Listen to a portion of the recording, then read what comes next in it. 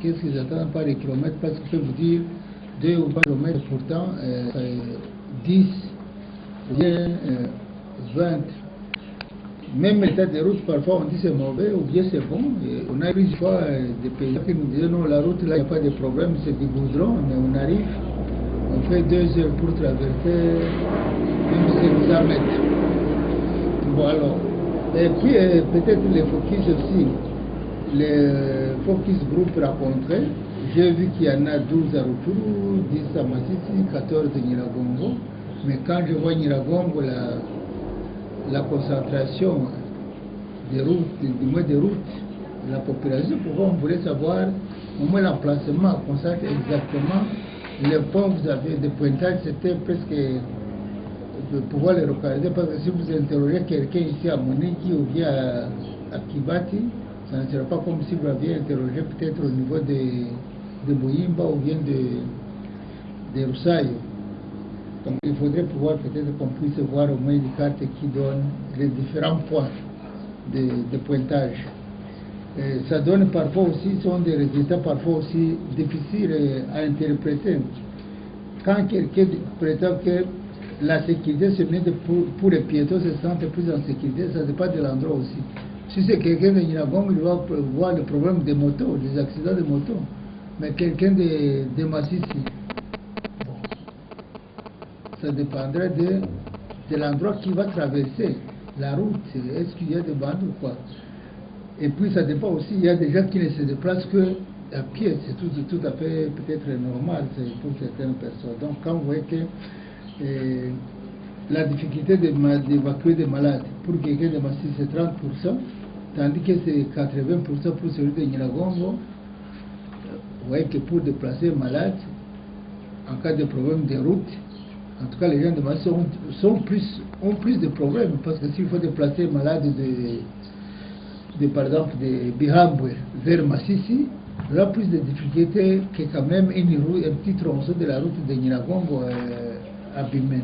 Donc ça, les interprétations parfois sont des interprétations plutôt qualitatives et parfois qui peuvent être très subjectives.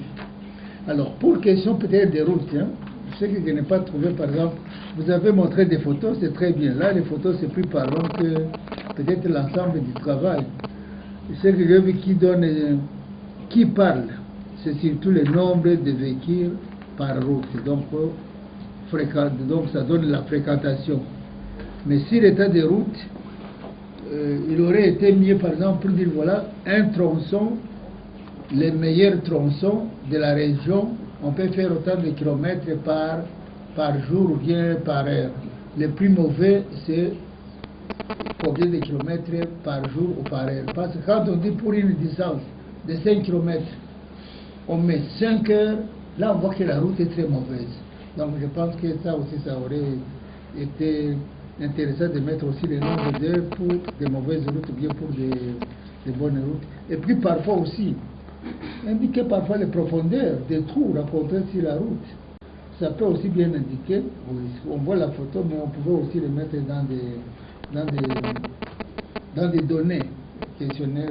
Ce que nous avons eu, ce sont des estimations, mais les enquêteurs ont été formés. Dans le cadre de notre projet de bonne gouvernance et de redevabilité dans le secteur routier, nous devons organiser des séances de plaidoyer.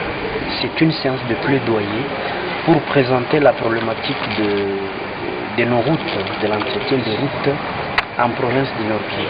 Nous voulons à ce que les autorités puissent prendre conscience des problèmes de route et surtout voir ce que la population présente comme difficulté ou vit comme difficulté chaque jour en ce qui concerne l'état vraiment délabré des routes. Le président de l'Assemblée provinciale du Nord Kivu, Jules Hakizumwami Habimana, reconnaît que cette étude constitue un outil de plaidoyer à l'égard de l'exécutif pour que cette situation lamentable de route soit améliorée par un programme de réhabilitation de routes de dessertes agricoles. En général, je crois qu'il nous présente une situation qui est plus ou moins réelle sur nos routes. Je ne sais pas, madame, si vous avez déjà eu à pouvoir quitter la ville de Goma pour aller, par exemple, à Massissi, ou si vous avez déjà quitté la ville de Goma pour aller à Luchuru, et que vous avez vu l'état de nos routes. En fait, nos routes sont des routes très dangereuses. Dans la mesure où quand vous y allez vivant, mais vous n'avez pas la certitude de rentrer vivant. Dans le cadre de ce projet, 2 sites de reboisement ont été ciblés. C'est le site de reboisement de Kisuma et celui de Matanda. Au courant du mois de mai, le secrétaire exécutif fait une descente sur terrain pour se rendre lui-même réellement de ce qui se passe au terrain. Aussitôt arrivé, il rencontre de plantules déjà plantées.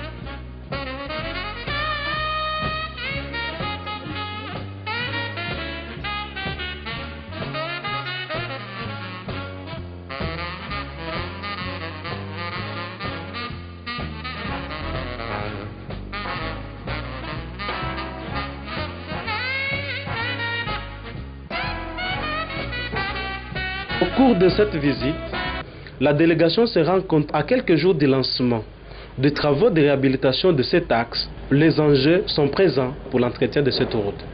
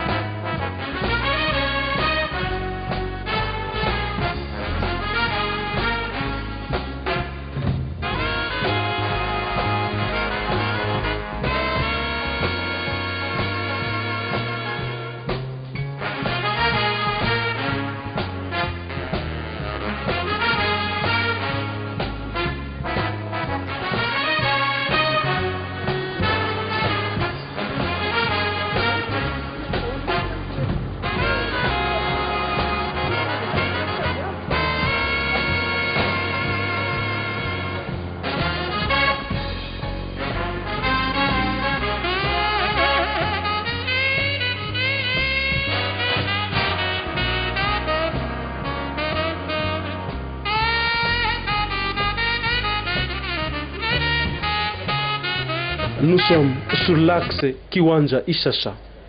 Ici, l'on se rend compte que les travaux ont été effectués et que la route est praticable. De Kiwanja à Ishasha, nous parcourons 40 km et nous nous rendons compte que les cantonniers sont présents sur cet axe. Ils sont bien entretenus, néanmoins, ils déplorent l'absence de certains matériels pour leur permettre de mener à bon escient leur travail. Uko cantonnier wa Fonero? Niko cantonnier wa Fonero. Hapa tuko wapi? Hapa tuko 21 km axe Kiwanja Ishasha. 21 km axe Kiwanja Ishasha. Ndio. Eske mnapokea makuta yenu bila shida? Hakuna shida mzee. Hakuna shida? Ndio. Kazi inaendeka namna gani?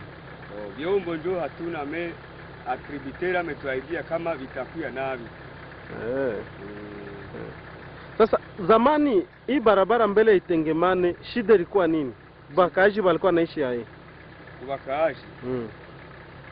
Barabara au kubarabara, kazi za barabara, kwa sababu na huko mkaaji wa hapa, kazi za barabara vilikuwa naendeka namna gani?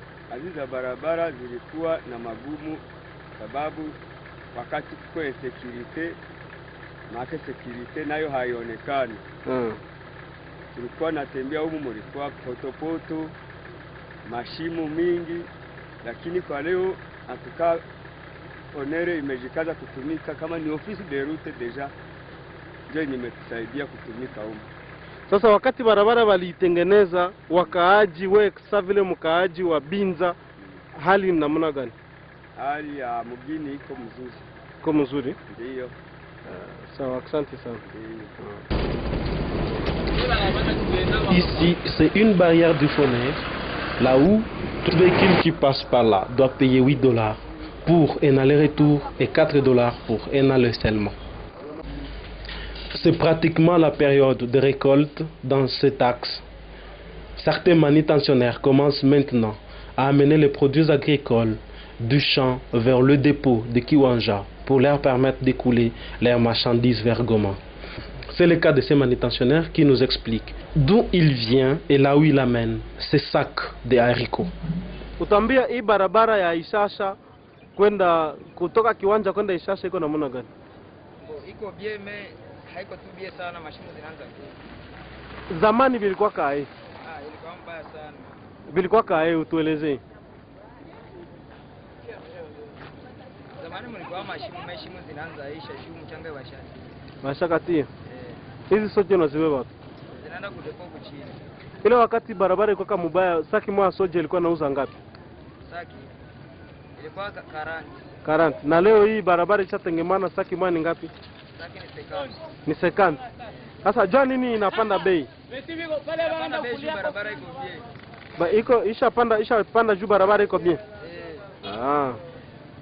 Asa hizo juu unabeba kudepo Kiwanja? Kisha tatoka Kiwanja nenda Goma. Sur cet axe, ce ne sont pas seulement des hommes qui savent conduire les tchoukoudou, mais aussi des femmes. Cette dame, avec son tchoukoudou, elle va au champ. Elle nous dit ici que lors du retour, elle doit amener quelque chose en provenance du champ, parce que maintenant, la route est praticable. Muko mashimu? Mais zamani ilikuwa mubaya tena zaidi kushindia hapo.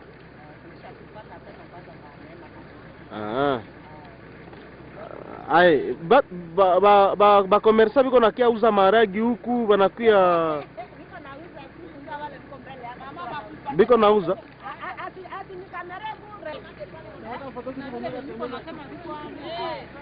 Mama Kaindo, utambie message gani huko nayo kubwa benye balipima kutengeneza hii barabara? Na washukuru.